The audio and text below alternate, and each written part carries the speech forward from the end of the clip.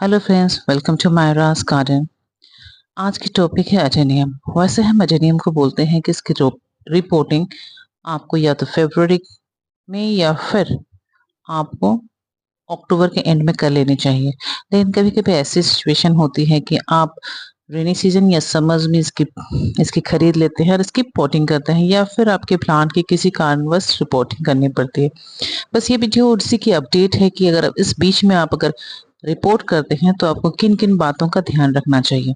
तो मेरे वीडियो में अंत तक बने रहिए इसकी पूरी अपडेट देखने के लिए। साथ ही जिन्होंने आज तक मेरे चैनल को सब्सक्राइब नहीं किया है, प्लीज सब्सक्राइब करिए ताकि आपको प्लांट रिलेटेड वीडियो देखने को मिलेंगे। चलिए वीडियो को आगे बढ़ाते हुए देखते हैं कि मैंने किन किन सिचुएशन में अपनी अडेनियम की रिपोर्ट की थी।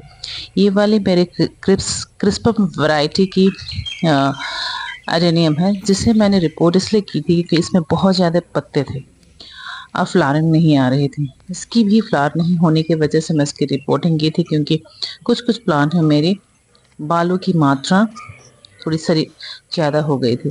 तो अगर इस तरह आप रेनी सीजन में अगर रिपोर्ट करते हैं, रिपोर्टिंग के कुछ दिन बाद जब प्लांट सेटल हो जाते हैं तो उन्हें अपने कोडेक्स की चेक करते रहनी चाहिए, क्योंकि बहुत ज़्यादा बारिश होने लगातार बारिश होने के बाद में, जैसे ये मेरी स्पजिकम की वैरायटी है, इसमें भी फ्लावरिंग बहुत कम हो रही थी और नहीं के बराबर हो रही थी। बर्ड्स बन रहे थे और गिर जा रहे थे। और ये मेरी प्लांट थी, इसमें भी एक ही समस्या था कि पत्ते बहुत ज़्यादा भरे हुए थे लेकिन फ्लावर प्रोड्यूस नहीं कर रही थी। तो ग्रोथ अच्छी थी, फ्लावर नहीं दे रही थी। तो मैंने इसमें इसकी रिपोर्टिंग करने के बाद में देखिए सारी टहनियों में इसकी कलियां बनना शुरू हो गई हैं। तो ऐसे बहुत सारे रीज़न हो सकते हैं आपके, जिसकी वजह से आपको अपने प्लांट की रिपोर्टिंग करनी पड़े। जैसे ये मेरी प्लांट रिपोर्टिंग के बाद में इसकी सिचुएशन देखिए, ये सड़न की ओर है, क्योंकि यहाँ देखिए एक छेद बनी हुई है।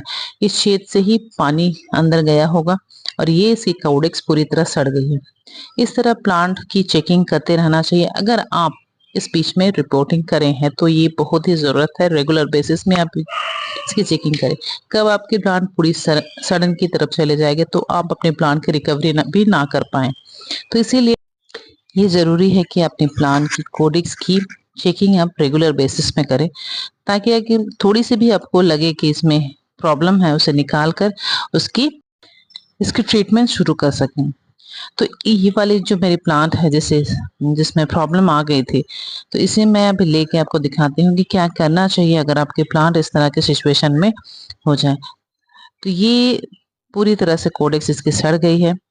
तो इससे हम कितनी इसकी रिकवरी कर सकते हैं, कितनी इसको हम बचा सकते हैं। जब भी इसे लें कटने के लिए, आप कटाई के लिए शार्प चाकू रखें और उस चाकू को पहले फंगिसाइड से साफ कर लें या फिर सैनिटाइजर लगा कर उसे क्लीन कर लें। देखिए देखिए इस प्लांट में यहाँ पूरी तरह से सड़न है। जहां तक सड़न है हम इसे कट कर फेंकने की कोशिश करेंगे, ताकि इस प्लांट में कुछ भी सड़न वाली अंश ना रह जाए। इसे प्लांट को रिकवरी करने के लिए हमें पूरे इसके जितने भी सड़े हुए पार्ट्स हैं उसको इसे फेंक देना जरूरी है। उसके बाद में जितने हमें वाइट पोर्शन मिलेंगी प्लांट की, उसे हम रख के इसकी ट्रीटमेंट शुरू करेंगे।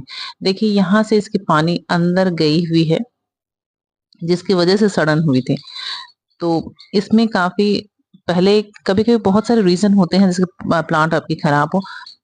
कभी बहुत बारिश, उसके बाद में गर्मी होती, धूप, कड़ी धूप हो जाती है, उससे भी प्लांट खराब होते हैं। उसी सिचुएशन में इसकी प्लांट में जलन सी हुई थी और वहीं से सड़न शुरू हुई थी, क्योंकि प्लांट ऑलरेडी वीक कंडीशन में चल रहे थे।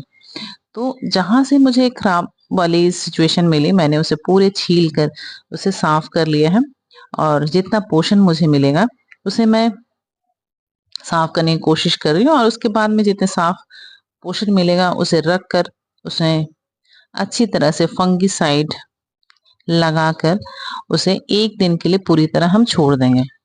जब इसे पूरी तरह एक दिन वो सूख जाने या फिर 2 दिन आप रख सकते हैं। इसमें कोई एडेनियम ऐसी है कि आप सप्ताह भर भी, 1 सप्ताह भी आप रख लें तो भी ये मरेगी नहीं।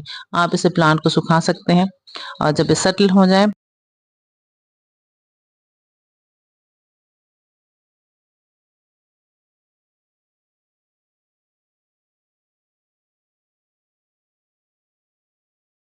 जब इसकी पूरी सेटल हो जाए तब इसके आप रिपोर्ट कर सकते हैं। तो मैं इसे पूरी तरह फंगिसाइड लगाने के बाद मैं 1 दिन के लिए मैं इसे छोड़ दूँगी।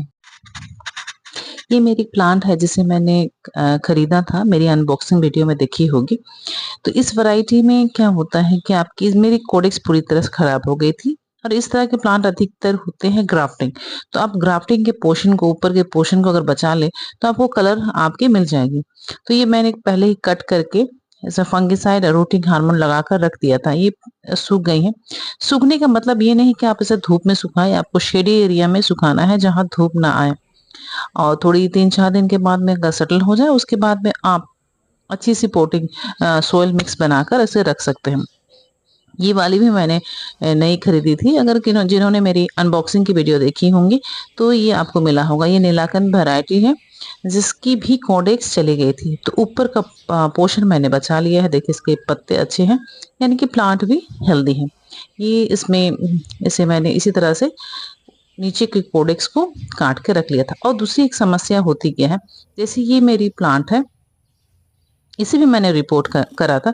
तो इसका जो है नीचे का पोर्शन भी ठीक है, ऊपर का पोर्शन भी ठीक है, मिडिल में इसकी सड़न आ गई है। हो सकती है कटिंग रही हो या कुछ रही हो जिसकी वजह से इसमें सड़न हो गई है।